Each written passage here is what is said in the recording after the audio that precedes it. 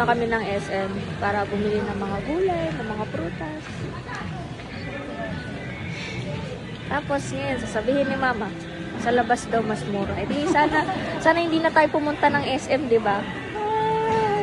Nagreklamo siya, pumunta siya dito para bumili ng gulay at prutas. Talagang dito gusto.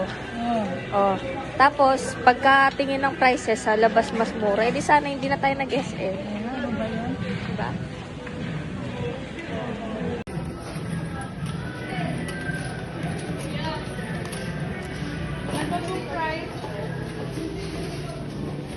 Ang mahal-mahal.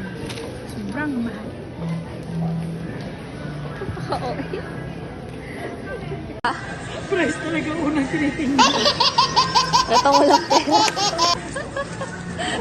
Ito walang pera eh. Ano, mag-window shopping ba tayo dito? Hindi shopping pa lang nangyari. Window shopping ng gulay.